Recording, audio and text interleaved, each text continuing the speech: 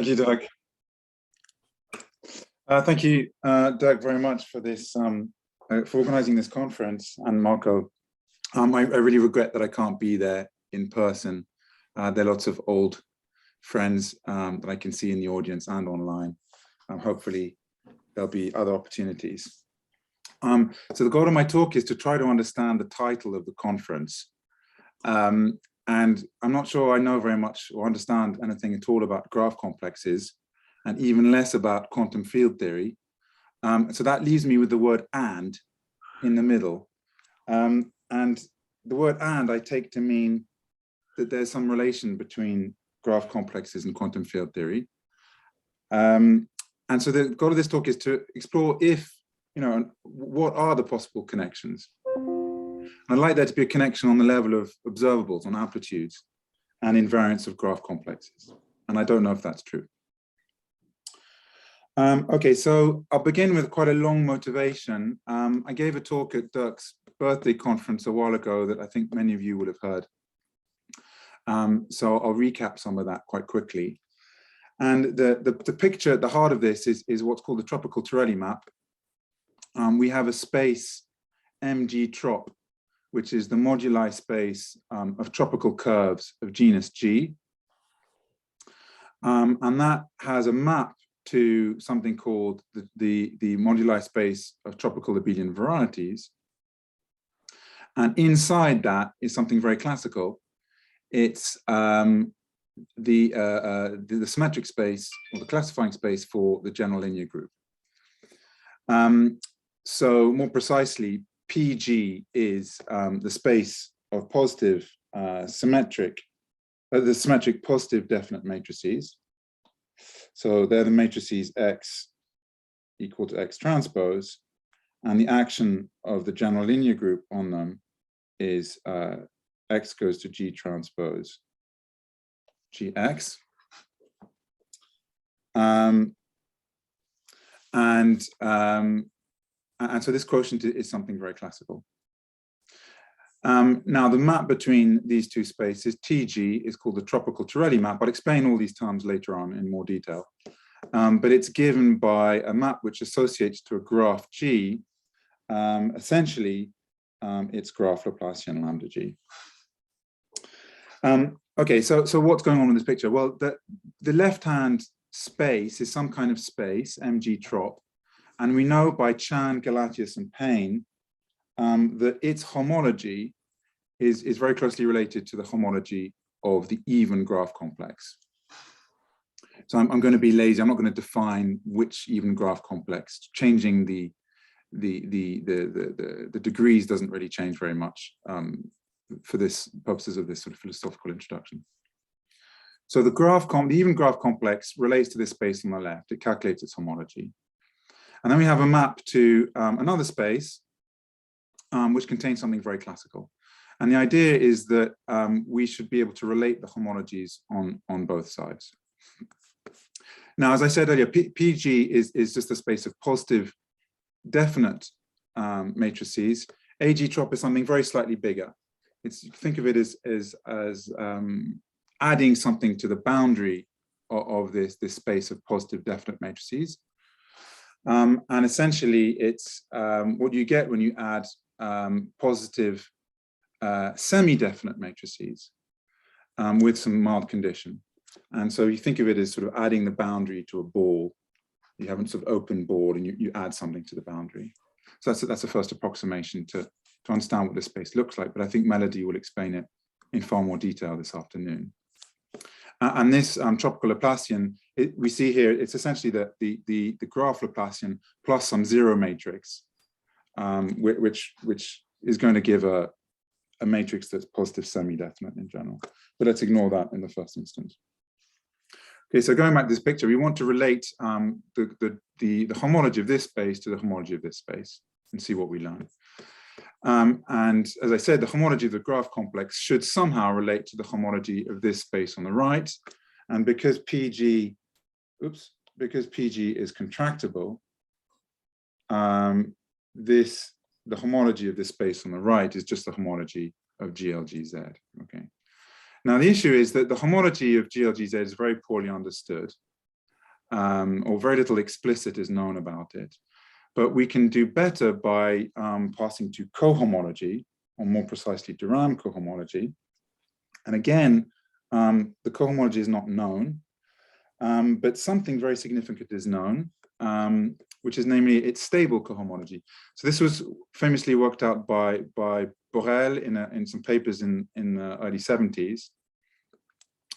First, a bit of notation, that as I said before, PG is contractible, so the cohomology of this space is just the cohomology of the group itself, if you take real coefficients, for example. And then Borel defines the stable cohomology to be the limit as the genus goes to infinity. And he computed this stable cohomology and showed that it's just an exterior algebra on certain classes, which are now called Borel classes, in degrees 5, 9, 14, etc., degrees 4k plus 1. So what you do is you've got these cohomology classes, beta 5, beta 9, beta 14, but you also have their wedge products, such as beta 5, wedge beta 9, I don't know, beta 9, wedge beta 14, and so on. And that generates, and he showed the stable cohomology is exactly an exterior algebra on these generators. So to be more precise, these generators are given their differential forms on the space of symmetric matrices. And the recipe is you take a symmetric matrix X, or in fact you take any matrix, any square matrix X, you take its inverse times dx, so dx means you differentiate all the elements of the matrix termwise, you multiply them together, raise to the nth power, and take the trace.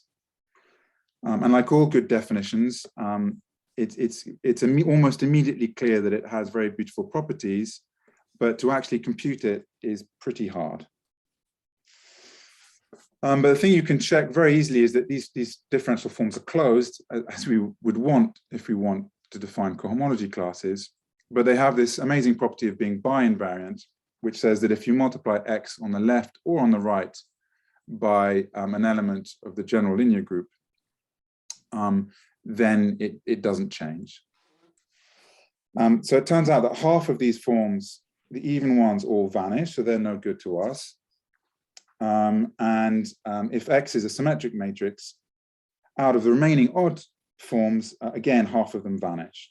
And in the end, we're just left with the ones in degrees 4k plus 1. So that's what we've got to play with. There's nothing else in this setting. So the very, very simple and naive idea is that we want to take these forms which live on this space and pull them back along this map to get differential forms on this space, and that should have something to do with graph complexes. So the definition is here. We take one of these Borel classes, pull it back along the tropical Torelli map, and that defines some kind of differential form that I call omega g 4k plus 1. And because the Torelli map is essentially the graph Laplacian matrix, it's just, you take the inverse of the graph Laplacian matrix times the differential of the graph Laplacian matrix, raise it to some power, and take the trace. Okay, so that's the idea. There are a lot of issues with this. First of all, MG trop is not a manifold, so we can't do differential geometry easily on it. We can't evoke, say, de Rham's theorems. A second problem is that this differential form has poles. And that's clear already here. It's only defined on the space of positive definite matrices. If our matrices were singular, then clearly, since we've got to invert a matrix, we've got a real problem. So these forms already are singular on this space, and they're even more singular on this space. But be that as it may, we can still work with them. And once we've got these canonical forms, we can define a canonical integral for every graph. So what we do is we take this canonical form defined out of the graph Laplacian, and we integrate it over the domain where the edges the edge variables for each internal edge of the graph. Sorry, our graphs only have internal edges for now. So we integrate over the region where the edges of the graph are positive and add up to 1. Okay. So, sorry, Francis, do you mean LE bigger or equal to 0? Oh, sorry. Thank you very much. Yeah, thanks. Thank you for that. That's a typo. Thank you, Eric. So we have some differential forms that we integrate over these regions, and we get numbers. So the first theorem, which is that there's a canonical way to assign to any graph of the appropriate degree, the appropriate number of edges, and a canonical form who has essentially the same degree. We can assign a number. And the theorem is that this number is well defined. It's a finite integral, it's convergent, and it is indeed the sort of integrals that we observe in quantum field theory. Okay, so that was a very quick recap of some background for those of you who've heard this story before. I want to just explain why we care about this at all. And the reason for this is because these integrals enable you to detect classes in graph homology.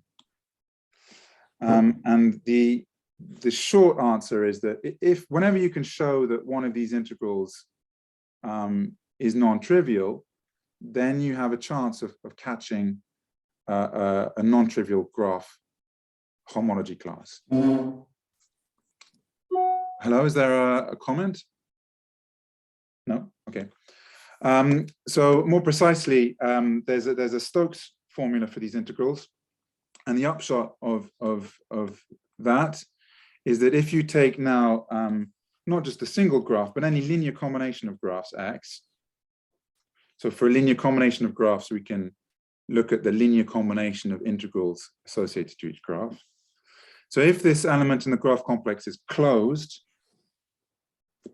and it has the right number of edges, and the associated integral here is non-vanishing, then you automatically get that class is non-zero in the homology of the graph complex. So I wasn't planning to talk about this at all, hence this long digression. But Oliver Schnetz announced this theorem, so he called it a theorem in progress. And he was far too generous in his attributions to me in his talk. I should say that most of the ingredients that go into this are his theory of graphical functions, which is entirely due to him, and the recent work on graphical functions due to Oliver Schnetz and Michi Borinsky. And the whole strategy, which is very bold, is due to Oliver. But it's a proof of a conjecture I made in a paper recently, which is the canonical integral for the wheels is some rational number times an odd zeta value. And this rational number is some Catalan number. So Oliver explained an outline of how to do that. In fact, you need a lot less to get some consequences for graph complexes. You only need that the integral is non-zero, which is a much weaker statement than to say it's a zeta value. But in any case, if you can show directly that the integral is non-zero, which we believe we can, then by what I mentioned, you deduce that the wheel classes are non-zero in the homology of the even graph complex. Now, of course, this result is well known. It was first proven, I believe, by Rossi and Wilbacher, also by calculating some integral.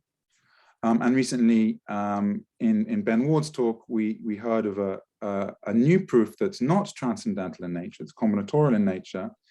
And he proves it by relating it to certain classes, certain alpha classes that were shown to be non-zero by Conant, Hatcher, Kasabov, and Voigtman.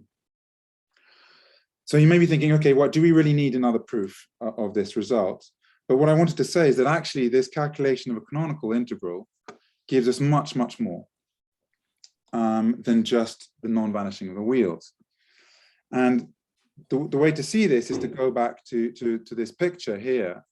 The canonical, these differential forms of integrating actually comes from this space right here on the right.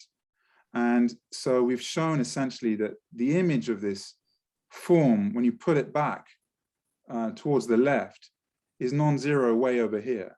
And so it has to be non-zero both on this space and on the initial space. So we get two more results. The first is that the image of the wheel classes under the tropical Torelli map is non-zero in something called the perfect cone complex. The perfect cone complex is a complex which calculates the homology of AG trop. And I won't define it, but I presume it will be explained in Melody's talk. So that, I believe, was not known.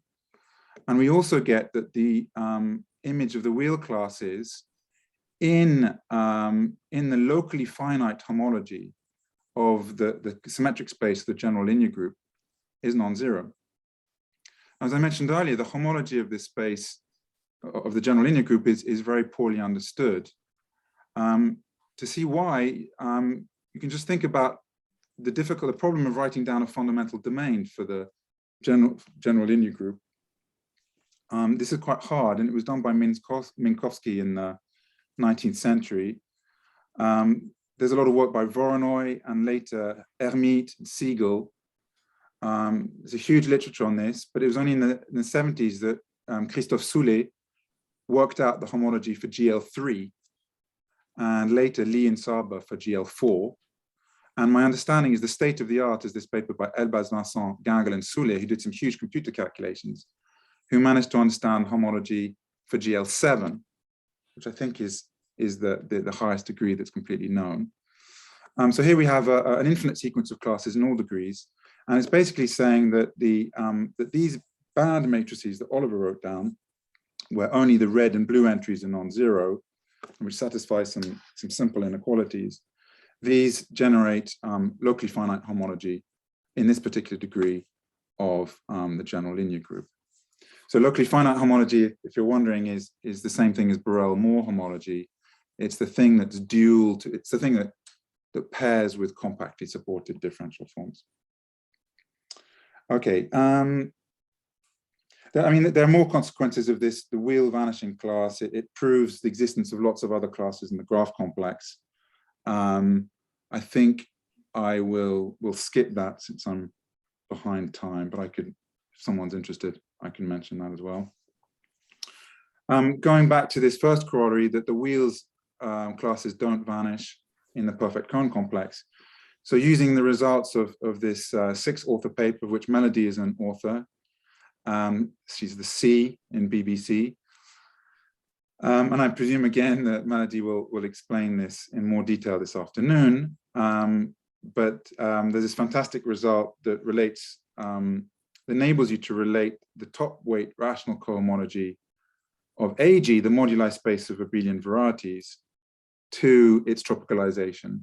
And by applying their results, we get an infinite sequence of non-zero classes in the moduli space of abelian, the classical moduli space of abelian varieties.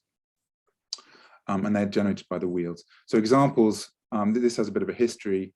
The first non-trivial example is in A3, proven by Hain, closely related, I believe, to earlier work by Luchinger. And these two further cases were in the 6-author paper I've just mentioned. What the results that Oliver Schnetz mentioned give is an infinite class that extends these cohomology classes for abelian varieties. Okay, so it gives other consequences, but all that to say that you might be thinking, why do we need yet another instance where we get zeta values in some Feynman integrals with lots and lots of examples that are well known? And the answer is that it has these genuine applications to algebraic geometry and graph complexes. Okay, so finally, let me turn to what I was originally planning to talk about, which is a generalization of all this story to graphs with masses and momenta. So in the past, when I've given talks on this to physics audiences, they always say, okay, fine, you might get something that look a bit like Feynman integrals for vacuum diagrams, but in physics, we really care about particles which have non-trivial momenta and masses. That's what we care about for quantum field theory in general. So this is a sort of partial answer to that question. It's really an afterthought of the work I just mentioned. But it's also an opportunity to go through things in a bit more detail from the beginning. So let me recap then Feynman integrals in quantum field theory. Many of you are absolutely expert in this. In case you haven't seen it, let me just go through some of the details and allow it to wash over you if something, if you don't pick up everything in the first go. So as we've seen before, now in the physics setting, we consider what are called Feynman graphs. So they're finite connected graphs, but they always have external leg. Well, always have external legs. That number can be 0, but the external legs are very important.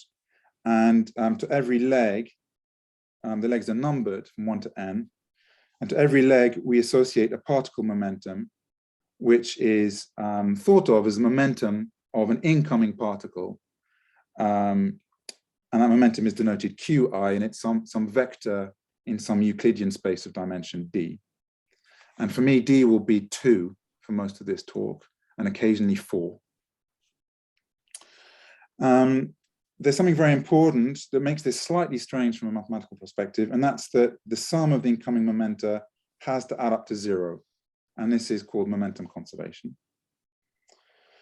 Then there's some extra data to every internal edge of the graph. So these are internal edges. Let's number them 1, 2, 3.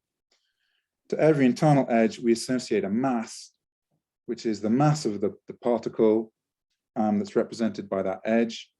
And that mass is what can be any real number, really, but let's take a positive, non-negative real number. And when we want to write down integrals, we need integration variables. And those variables are in one-to-one correspondence with the internal edges. And those variables are called Schwinger parameters, and they're denoted by alpha e. And so the very general form of a Feynman integral in its parametric representation is approximately something like this integral. So if you've not seen this before, let me just sort of impressionistically explain some of the features. It's an integral. There's some prefactors we don't care about. The integral is over the region where all the Schwinger parameters are positive or 0. There's some sort of integration measure, omega g, which is some sort of standard projective differential form. Ng is some polynomial, a numerator polynomial, that depends very much on the particular quantum field theory you're looking at. In general, it's extremely complicated, but all the data about the particularities of your quantum field theory go into that. But the key features I want to emphasize of this integral are its denominator, and it has basically 2 polynomials that I call psi and xi. Psi is the Kirchhoff polynomial, or first semantic polynomial, and it's a sum over spanning trees in the graph, and to each spanning tree you have some monomial in the alphas. So this is very classical and well known. Less familiar is the second semantic polynomial, xi. It has 2 parts. It has a part phi, which is now a sum over spanning forests with 2 components. Then you do something funny. You look at the momentum flowing through each connected component, which is a tree. You do something with the momentum, and then you essentially weight the monomials indexed by these spanning forests by something to do with momentum. And then you correct that. You have this additional term, which is the first semantic polynomial times something, a purely linear factor, where all the mass dependence is encoded.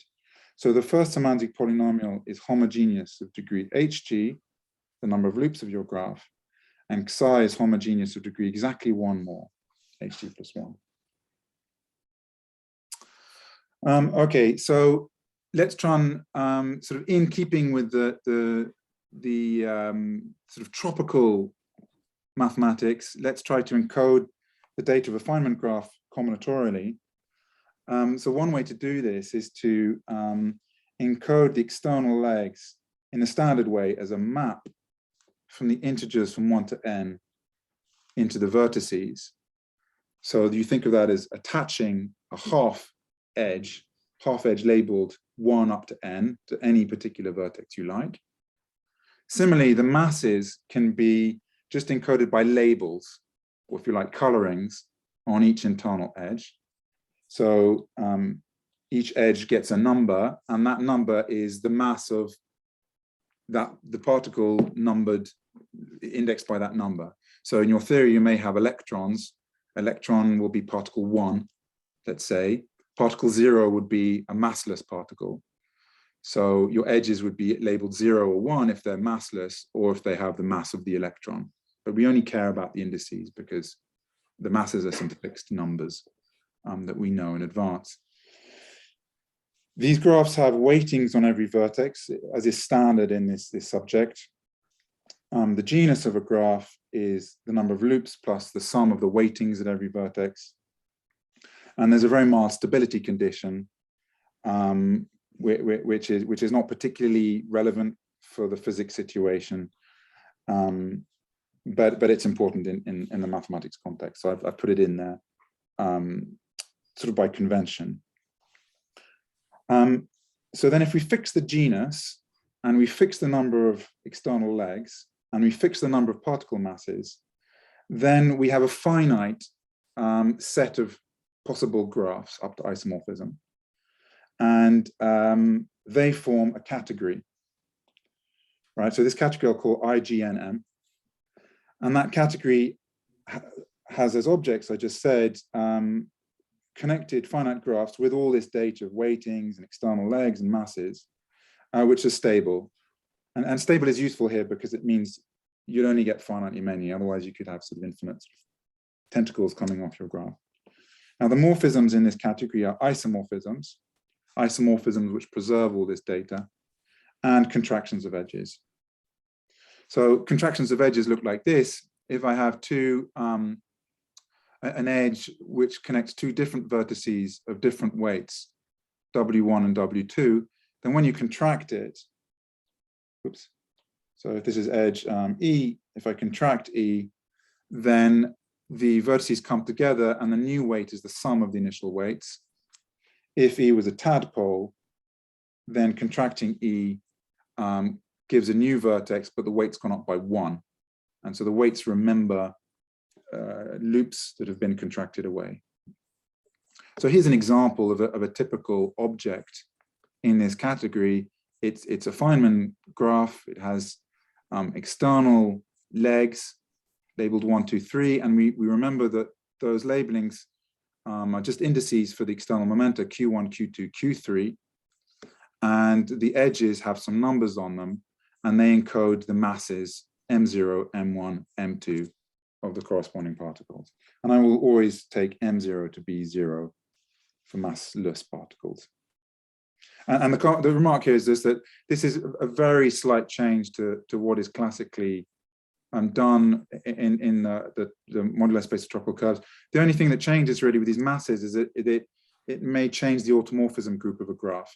So if these labels 1 and 2 were the same, there'd be an automorphism that interchanges these 2 edges. But if the masses are different, then you're not allowed to interchange them, right?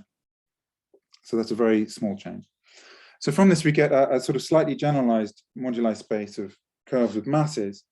And this was previously considered by Birkhoff and Mühlbauer. And they're very similar ideas in papers by Birkhoff and Keimer. The way I'll define it is slightly different now, which is a very sort of high-speed way to define this space.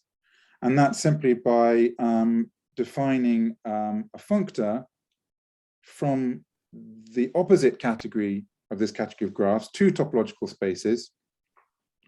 And you simply, to any graph, associate a cell, which is like it's sort of like a cube.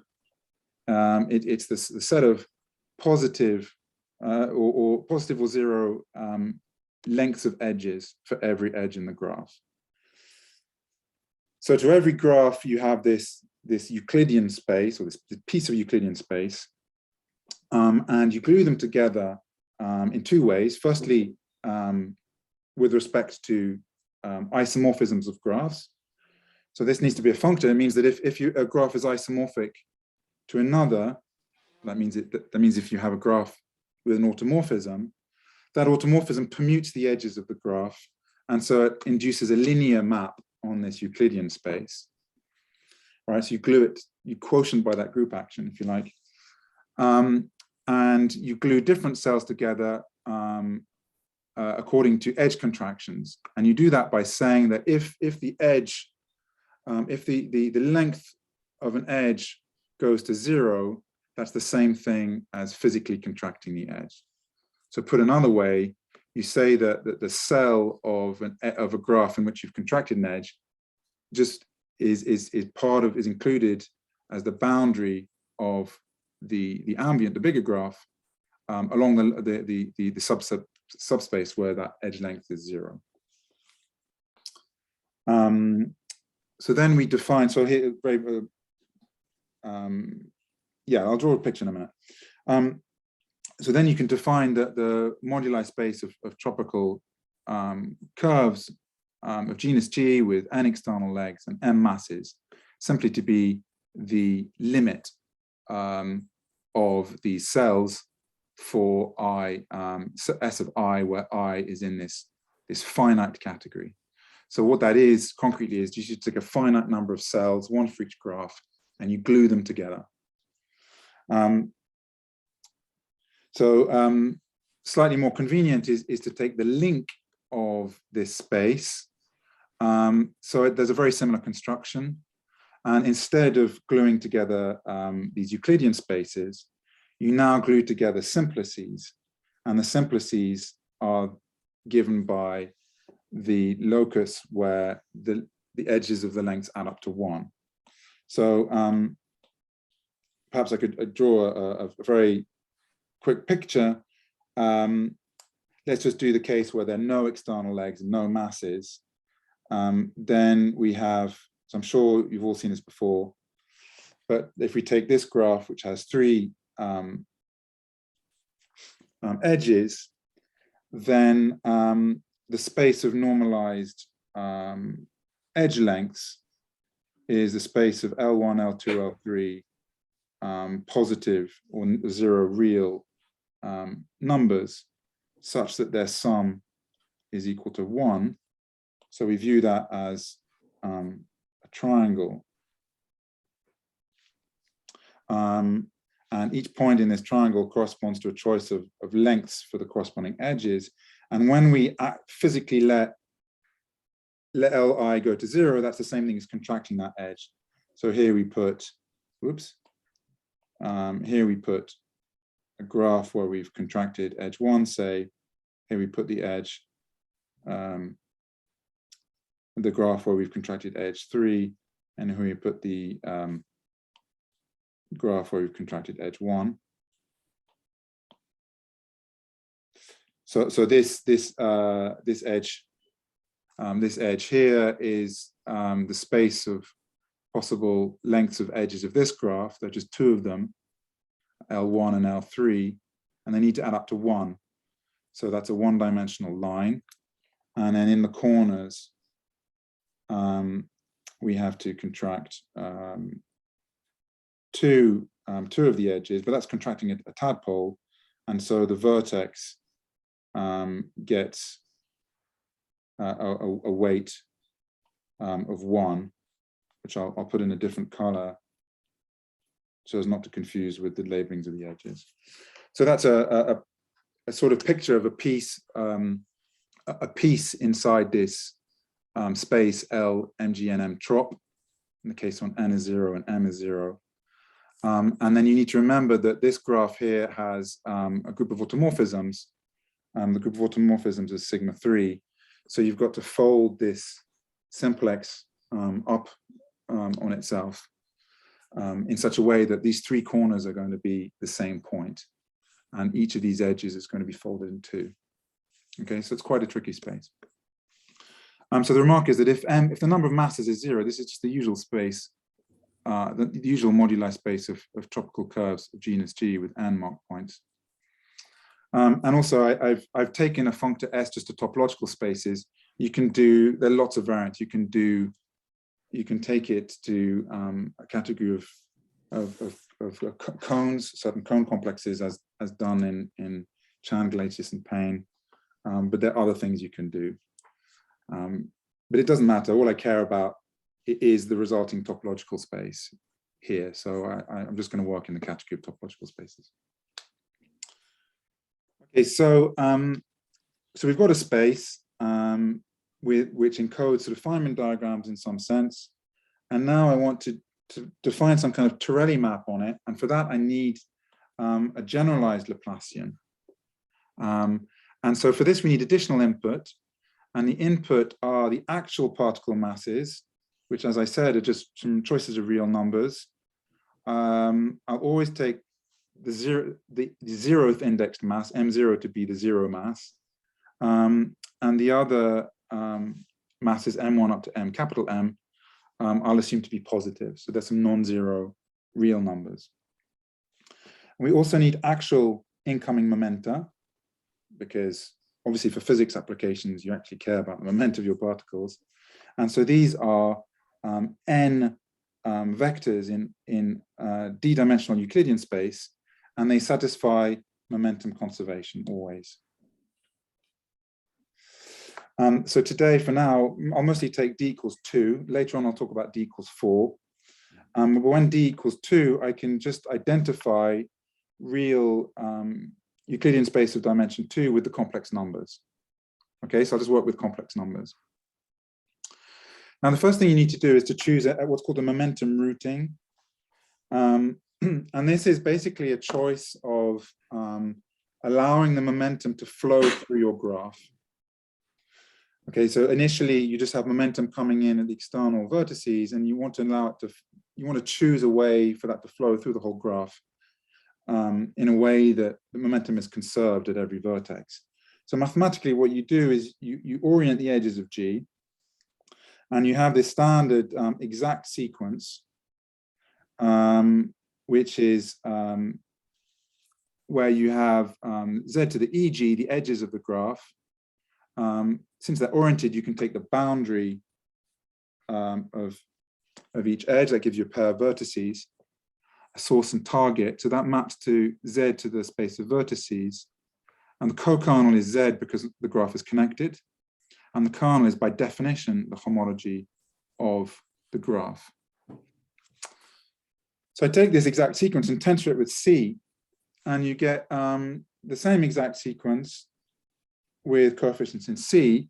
And now you can interpret the momenta as being simply a vector in C to the VG. So QV is simply the total momentum coming into each vertex, and it maps to 0. That's precisely the condition of momentum conservation. Okay, so that's what an external momentum is. It's just a vector here that goes to 0.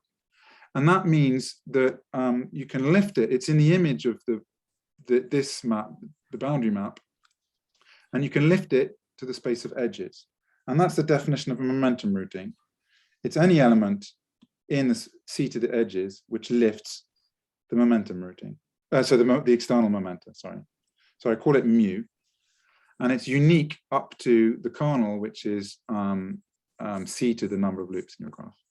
So the way to picture momentum routing is you have this external legs with the momentum coming in, and you choose directions on every edge of your graph, and you choose a momentum flowing through each edge, that's just a complex number, in such a way that at every vertex, say here, the total momentum coming in is 0. So in this case, it's Q3 plus mu2 is the incoming momentum, and that should be the same as the outcoming momentum, mu3 plus mu4. Right, so having chosen a momentum routing, I can define the generalized graph Laplacian matrix. So lambda G is the classical graph Laplacian matrix, and it's an HG by HG matrix. It's a symmetric matrix. The generalized Laplacian is going to be one bigger, HG plus 1 times HG plus 1. And it's defined in 2 steps. And the main step is the first step. So we have this exact sequence over C we mentioned before. And we have this, the external momenta gives us a particular choice of element here, the maps to 0. And so we can pull back that extension. Sorry, we can pull back that, that diagram to get an exact sequence, a short exact sequence, which is an extension of the homology of the graph. Sorry, the extension of C by the homology of the graph. And this copy of C is the copy of C spanned by the external momenta. So that gives us an extension, which is of rank of dimension 1 bigger, and it's dimension HG plus 1. And now in the absolutely standard way, we have a Hermitian form on the space of edges, which is basically defined by saying that the edges are mutually orthogonal, but the norm of edge E is the length of edge E, it's alpha E. And so we have a Hermitian form on this space, and we simply restrict it to this subspace. And that gives us a Hermitian form on this slightly bigger space. And step 2 is very trivial. We just modify that Hermitian form with something to do with the masses. So I'm going to skip that step, and instead of explaining it, I'm just going to show how to compute this explicitly in practice. And when you compute it explicitly, you make choices. So the sort of simple-minded way to do this is to choose representatives for the homology. So these are linear combinations of edges that represent each cycle in the graph.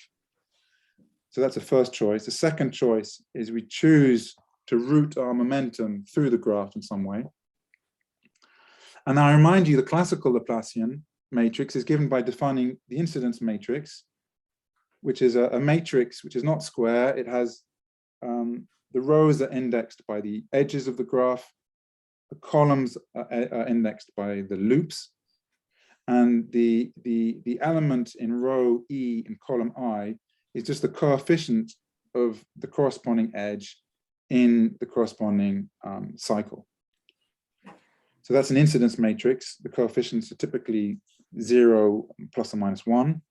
And then you take the diagonal matrix DG, which is the diagonal matrix with the edge lengths of every edge. And the graph Laplacian matrix is simply H transpose DHG.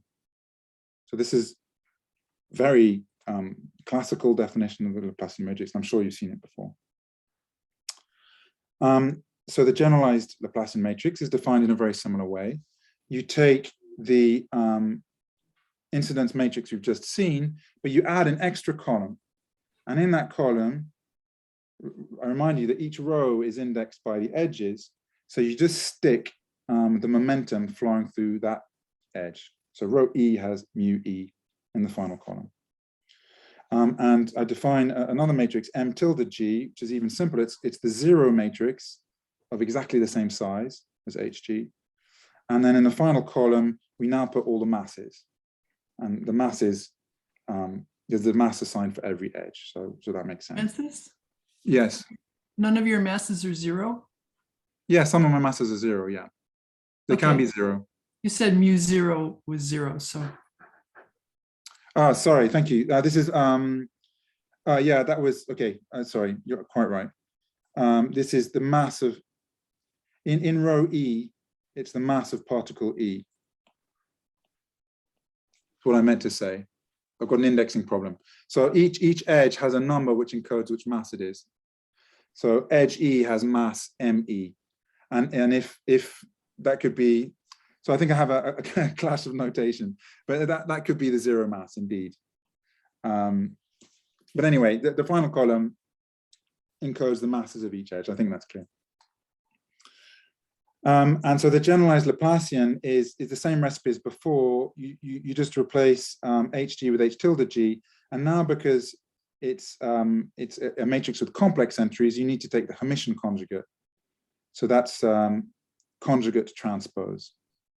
And then you correct, that's a Hermitian form. And then you add another Hermitian form, actually a symmetric form, which is just that M transpose D M tilde. And so then the theorem is that, well, the theorem, I remind you that this is very well known, that the determinant of the classical graph Laplacian is the first semantic polynomial. But the theorem, the new theorem, if you like, is that the determinant of the generalized Laplacian gives back the second semantic polynomial, which is the one we care about in quantum field theory. And the key point, so there are many different ways to write the second semantic as a determinant, but the key point here is that the degree of this polynomial is hg plus 1, and I remind you that this matrix has exactly the right size. It's exactly 1 bigger than the ordinary graph Laplacian. So here's an example, a very simple diagram with 2 edges and 1 loop, single incoming momentum. So I just wrote down the generalized graph Laplacian. In the top left corner, you have alpha 1 plus alpha 2, which is just the classical Laplacian of the graph, which doesn't depend on the masses or momenta. Then here you have some linear combination of the edge parameters with the momentum routings, mu1, mu2. Here you have the complex conjugate, because this matrix is Hermitian. And in the bottom right-hand corner, we always have the same thing. It's the sum over all the edges of the graph, alpha e, mu mu e bar. So that's the norm, if you like, of the momentum flowing that edge, plus the squared mass. And this kind of quantity is kind of familiar in quantum field theory. It turns up quite a lot. And in general, the generalized Laplacian has the following shape. It's block triangular. Sorry, it's not block triangular, it's block. It's just block. It's a block matrix. And the top left-hand block is the usual graph Laplacian, lambda g. And then in the final column, you have something that depends on the momenta, and mu e. This is the complex conjugate, depends on the mu e bars. And the bottom right-hand entry, as I said, is always the same. It's just this particular term. And all the mass dependence only occurs in this bottom right-hand entry. Now, if you're wondering what happens in four-dimensional space-time, then what you can do is you can take the external momenta to be quaternions, and you now get a quaternionic Hermitian matrix. And in the case where all the masses were 0, this was actually discovered about 10 years ago by Bloch and Kreimer. And I've completely forgotten about this. So I don't know why they didn't consider the case of masses. But it's one of their papers on Landau singularities. But actually, I derived this in a different way. And I don't know if I'll have time.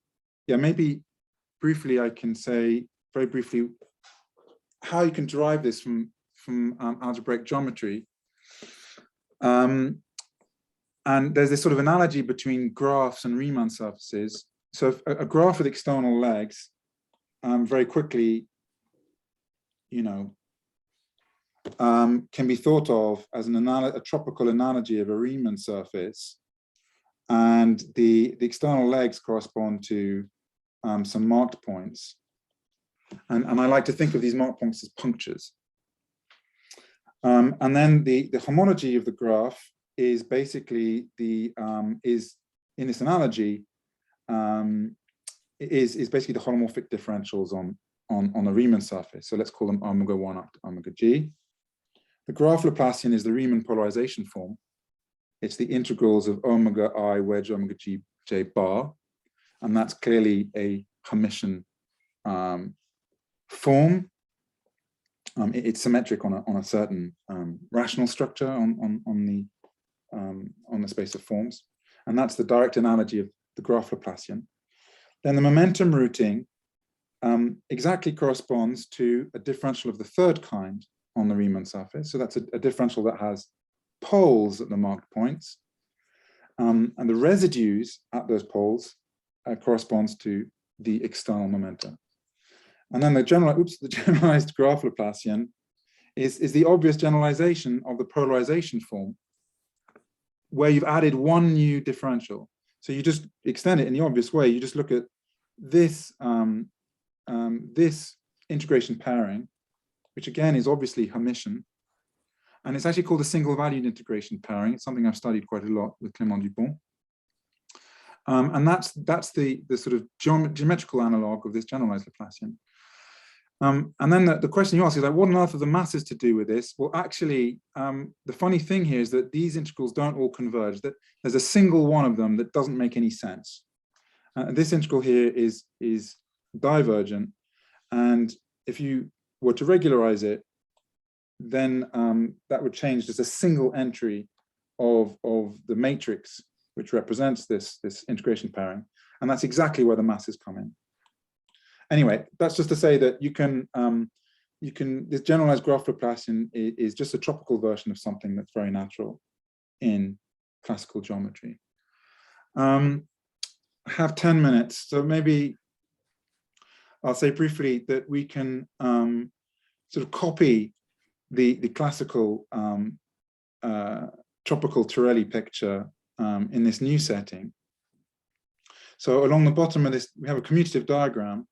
And along the bottom of this diagram, we have the usual moduli space of tropical curves. We have the tropical space, the moduli space of tropical abelian varieties. And here we have essentially the graph Laplacian matrix plus some zero matrix. We'll ignore that. It's given by the classic graph Laplacian.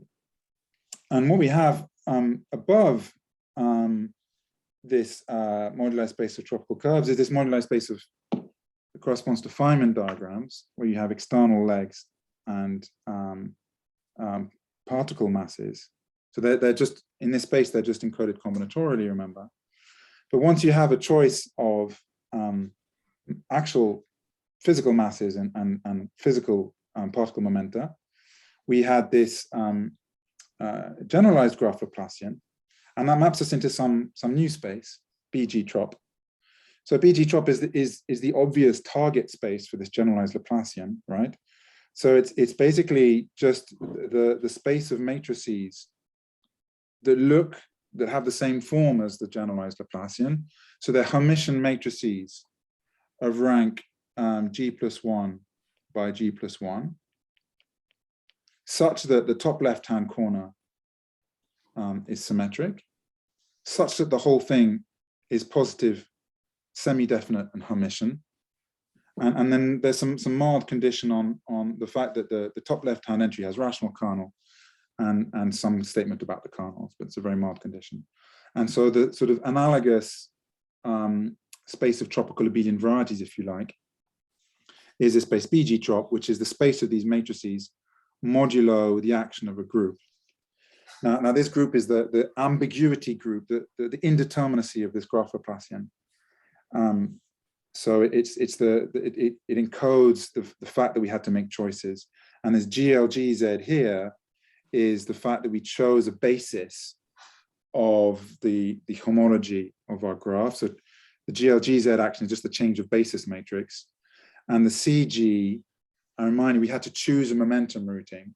And this CG is basically encodes the fact that we have a principal homogeneous space for the space of routings over CG. So this is the ambiguity in changing your momentum routing. Okay, so we have this geometric picture that sort of mimics the usual one. It's very much adapted to physics. It's not the only way you could do it. So finally, now we have a space, we have a Laplacian, we can now just copy the theory of canonical forms and their integrals. So now we have actually two types of canonical forms. We can take exactly the same ones I had earlier. You take this, do this Borel business, trace of inverse Laplacian, d Laplacian, raised to some power for the usual graph Laplacian. That makes sense. And so I call those forms of the first kind. And we also have new ones of the second kind, where we do the same definition, but we have the generalized graph Laplacian. And so these forms are going to depend on the particle masses and the momenta. And a funny feature here is because this generalized graph Laplacian is no longer symmetric, it's not the case that omega 3, omega 7, etc. vanish. So we get actually twice as many forms now at our disposal than we had before. So we can do the same business before. We take a graph with the right number of edges, and we just integrate one of any homogeneous polynomial in these forms. We have lots of them now, and we just integrate it over the space where the lengths of the edges are positive. And so that's just the volume, if you like, with respect to this form of the corresponding cell in this moduli space of tropical curves with marked points and momenta, momenta and masses. And the statement is that it always takes this particular form. It's literally, it looks just like a Feynman integral. It will always be the standard integration, this projective form, some very complicated numerator potentially, and in the denominator it will have some power of the first semantic polynomial and some power of the second semantic polynomial, which depends on the particle masses and momenta. So it's literally a Feynman integral of some kind. So the theorem, the last 4 minutes, the theorem is that these integrals are always finite. So that's in contrast with classical integrals in quantum field theory, where usually the integrals are divergent. And they satisfy lots of interesting algebraic relations. There's a Stokes theorem that gives relations between these canonical integrals for different graphs. This time it involves something called the Motic Hopf algebra. So this is a coproduct that generalizes the Kohn-Kreimer coproduct by throwing in something to do with infrared singularities. And recently it was shown by Biekveld, Berinsky, and Herzog that this Hopf algebra is related to something called the R-star operation, which is well known in quantum field theory and to do with infrared singularities. So that's another point of contact with quantum field theory. Okay, so finally, let's do some examples. So the first interesting example is the massive box. So this part of the talk is firmly aimed at those with a physics interest, obviously. So this diagram has 4 external legs. So we allow ourselves, general momenta Q1, Q2, Q3, Q4. It has 4 particle masses. I can take them to be generic, M1, M2, M3, M4. So my convention is to draw massive edges with doubled lines. And now that we have the canonical form of degree 3, so that's just a reminder, you take this generalized graph Laplacian matrix inverse d lambda g cubed, you can take its trace. So you stick that into a computer, and what you find is you get on the nose the what's called the scalar Feynman integral. So this is exactly what you'd get for a scalar theory. So it's the simplest case, from the numerator is just 1, and this prefactor is some explicit polynomial that only depends on the masses and momenta. So we get the actual Feynman integral that's used in quantum field theory. It's used an awful lot, actually. It's a very, very well studied diagram. So we get the Feynman integral on the nose in this case. And in a more interesting example, which is called the Dunce's cap. I'm sure that's not politically correct these days. It's kind of mean, actually, but historically that's always been what it's called. So it's this particular diagram, again, 4 massive lines, 3 incoming external momenta. And now the interesting thing from a physics perspective is that it has a subgraph basically given by edges 3 and 4, which gives a subdivergence. So it's a graph that Dirk and I have enjoyed a lot of time studying this particular diagram. It's one of the first diagrams that you really need to renormalize. And the Feynman integral properly diverges. So, but when you do the canonical integral, we know it's convergent. And the reason that happens is because the Feynman integral is modified by this numerator here that has alpha 3 squared m3 squared minus alpha 4 squared m4 squared. And one sees that when these edge lengths go to 0, and you have a possible divergence in the ultraviolet limit, then this numerator will exactly compensate and make this integral finite. And I think that's very interesting because in quantum field theory, the way that this is made finite is very different. So it's funny that this canonical integral chooses this particular way to make this integral finite. Fine, so that's the end of my talk. There's some obvious questions, which is really the same question I started with, and to which I don't know the answer. And that's, what is the connection between these canonical integrals and Feynman integrals? Which Feynman integrals actually arise as canonical integrals? I don't know. And what is the connection to graph complexes? Do these integrals detect cohomology of some kind of hairy graph complex? Again, I don't know. So I'll end my talk here with going back to the two questions I started with, and the answer to both of them is I don't know. So I'll stop there. Thanks, Francis. Clap. Questions and remarks, please.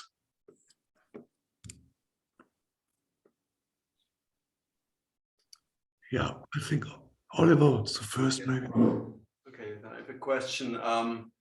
If you think about this, if you think about this motivic, if you think about these canonical integrals that you have, then they have a natural motivic Galois structure. Is there any interplay between this motivic Galois structure and the homology or homology of these graph complexes, or is it just something else that you get? There's no relation between the two structures. Go. So this is the case with no masses and momenta, I presume. Yeah, exactly. That's. I'd like to say the answer is yes. I think it's conjectural, so I don't know whether the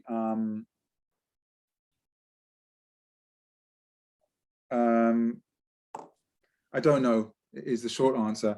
What I feel like saying is that these wheel integrals that you're explaining, they are literally, I mean, what they are is literally calculating. So this guy, they're literally calculating the Borel regulator. Yes. So Borel showed, where is it? Borel showed that this homology is generated by these classes, the beta classes, and they are, and he showed this is the K theory of the integers. So this is literally the element sigma. It's the actual definition. The way that sigma, the sigma element, the Sulit elements, the way these motivic elements normally enter into this story is by this enormously long route through motivic fundamental groups and GRT and stuff. But here it's literally the definition. So absolutely, I do think that this should ultimately explain why we get a connection between the motivic Galois group and graph complexes. But now I simply don't know. I don't have any idea how that works, except just this case of wheels, where you can say the wheels are literally on the nose, the Sulit elements. But I'd love it to be true. I think you're right. But I have nothing concrete to say about that question, I'm afraid, apart from just the case of wheels. Any further question or remark, please? I would like to ask, so maybe similar. So you said that you could show that there are homology classes apart from real classes. So do you have any example? Can you say that again? I could show that there were something? There are graph homology classes that are not real classes that you can show that there are. Oh, yeah. Yeah, they're not explicit. So let me just go back to. That's from the beginning, actually. Yeah, so let me just say briefly. So I made a conjecture in this preprint a while back that the conjecture is that the Freely algebra on the exterior. Let me just write it out in a sort of clumsy way. So the exterior algebra on these omega classes. So that the exterior algebra is some big thing, and the conjecture is that the Freely algebra they generate embeds into the graph cohomology of the graph complex. And as Misha Berinsky pointed out, they can't possibly be surjective because the Euler characteristic of the graph complex is super exponential, but this thing on the left is only exponential. But in any case, what we know is because of this Wheels result, we know that the Freely algebra on these guys embeds, we know where it's in H0 if we take GC2. So that's combining Wilbacher's results with this corollary of the Deligne conjecture, which I proved a while ago. And as I said earlier, these omega classes are literally sigma 3, sigma 5, sigma 7, because they're generators of the K-theory. And then what we get from the wheel calculation tells us something new, which is non-trivial. It tells us that the direct sum of all the wedge products of two of them also injects in the cohomology of the graph complex. And this won't be in degree 0, this will be in some higher degree. And so that we get for free as well. And the reason for that is because you use this Stokes relation. The mechanism is that you know that the Lie bracket, say of omega 5, omega 9, is non-trivial in this space. And then you apply Stokes theorem. And so it's similar to your extra differentials in your paper on extra differentials in the graph complex. That will produce a new class, and you know that it pairs non-trivially with this guy. So there's one example that was worked out in my paper, only one, because at the time I only knew 2 of the wheel classes were non-trivial by, the wheel integrals were non-trivial by explicit calculation. Once you have all of them, you get an infinite class coming in. And I'm not sure, but it might be possible to bootstrap this and keep going and keep applying this sort of Stokes formula to generate more and more classes in the graph complex. So anyway, so just the naive sort of wheel calculation naively gives you just a single class, but actually once you know the freeness, you get more classes. Thank you. Any further question or remark, please? Yes, I have a question. Yeah, go ahead. Thanks, Francis, for the talk. I have a question to the momenta and the masses that are introduced into these canonical integrals eventually again. From the physics perspective, there are these ideas to connect the integrals that are given for specific graphs to sort of a moduli space where we vary the value of the momenta and the masses continuously, and then we find sort of some special cases like these initial canonical forms at specific points in these moduli spaces. And for specific graphs, you find some interesting varieties this way. So these Calabi-Yau varieties, for instance, for small graphs. So have you ever thought about these moduli spaces in terms of the external momenta and the masses in this context? So to just sort of lift it to sort of a moduli space in these parameters as well? Yeah, I see. So you want to have a moduli space that also depends on the parameters. Yes. So yeah, there are different ways to do that. So one is, as you say, another way is to view. You could view the moduli space I mentioned as you can view it as a sort of as a bundle over a space. You can encode the data of momentum and so on as the vector bundle, so that you're talking about sections of vector bundle, or you can you could view this moduli space as just a fiber of some more general moduli space over a space of kinematics. There are different ways to do it. I'm agnostic about what the right thing to do is. I haven't really thought about what you're talking about, if I understand correctly. So I don't get the connection with the Calabi-Yaus. I think you mean that I think you're talking about the Calabi-Yau come from the graph polynomial. So that's something that's not on the moduli space. You've got this moduli space, and you somehow so what's happening here is yeah, let me go back to here. So the moduli space, the way I see it, doesn't really know about the geometry of the graph hypersurfaces. The way I see it is if we have this picture here, in AG trop, you have this open stratum, which is the space of positive definite matrices, and the complement is just the determinant, where the determinant vanishes, and that gives you a determinant locus. And if you pull back that determinant locus to this space, that's where you get the graph hypersurface. It's like some extra data on the moduli space. And same here, in this picture, you have two determinants. You have det q equals 0 and det q 0 equals 0. So you have two hypersurfaces that are distinguished. And when you pull them back to this space, you get the two graph hypersurfaces corresponding to the vanishing of psi and psi. So in my mind, I separate, you have the moduli space and you have this distinguished divisor on it that's sort of at infinity, because it's not on the moduli space. Moduli space is only the real points of the cells, and these graph hypersurfaces only meet the boundary. So the moduli space itself doesn't see them. But if you do some sort of algebraic geometry version of the moduli space, in which you look at the whole complex space, in which the real points are just sitting, then you do indeed see the graph hypersurface.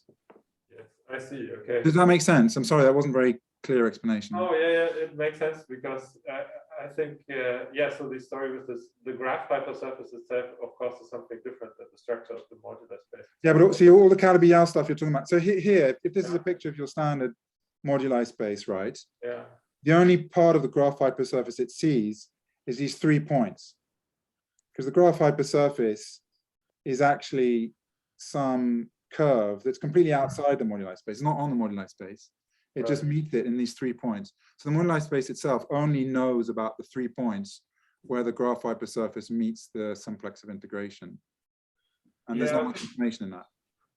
But maybe I can rephrase the question slightly. So from the physics perspective, there's a big industry to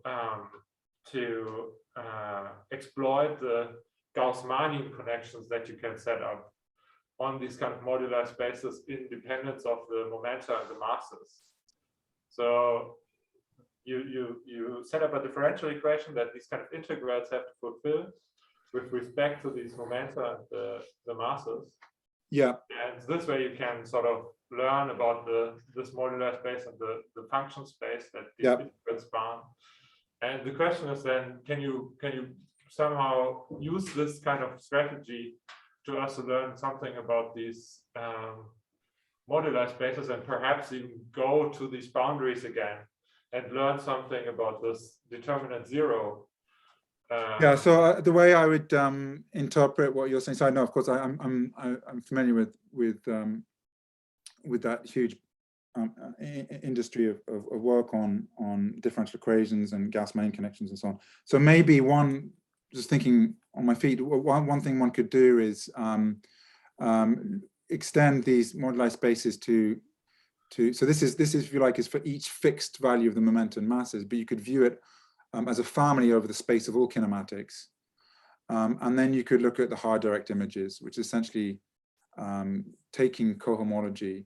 You could take some sheaves here and push them forward down onto the space of kinematics, and you'll get a Gauss-Manin connection. So maybe there's some sheaf you can start off with on a space like this, and by applying some 6 functors, you can cook up your relative cohomology groups using the graph Laplacian and so on. So maybe one could get the canonical integrals as periods of variations of some cohomology local systems. But I don't know how to do that. I've never thought about that. It's a good suggestion. Thanks. Any further question or remark? If not, I have one. Francis.